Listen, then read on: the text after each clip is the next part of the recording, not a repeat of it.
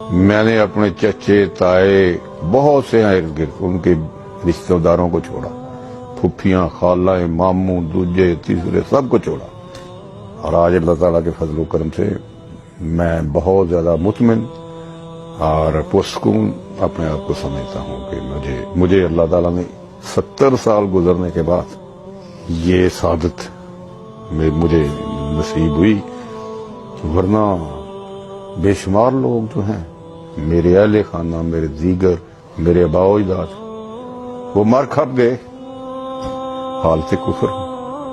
اس جماعت کے ڈیمانڈ دو ہیں اپنے ماننے والوں سے، دو ڈیمانڈ ہیں۔ ایک، زیادہ سے زیادہ چندہ دو۔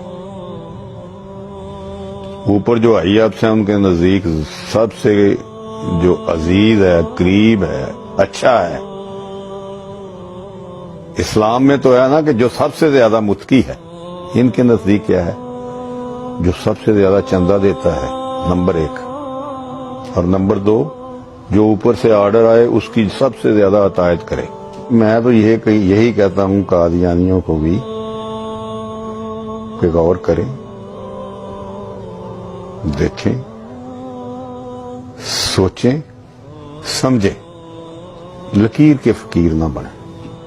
سونر اور لیٹر، جلد یا بدیر، آپ کو یا آپ اگر نہیں تو آپ کی نسلوں کو قادیانیت کو چھوڑنا پڑے گا، ادھر آنا پڑے گا، دائرہ اسلام کی طرف آنا پڑے گا۔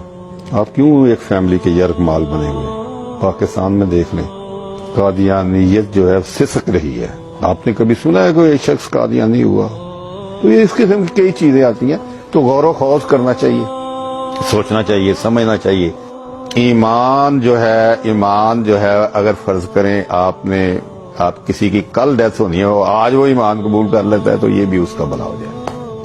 19/11/2017 کو میں نے اور میرے فیملی میں کچھ فیملی ممبران نے اس بات کا اقرار کیا اور اعلان کیا کہ حضرت محمد صلی اللہ علیہ وآلہ وسلم اللہ تعالیٰ کے سچے اور آخری نبی ہیں، اور ان کے بعد کوئی نبی نہیں۔ اور جو بھی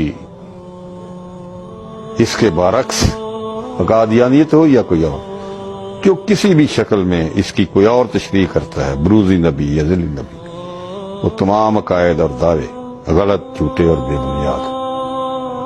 تو یہی ایک چیز ہے، ختم نبوت جو ہے یہ ایمان کا حصہ ہے، اس کے بغیر ایمان مکمل نہیں ہے۔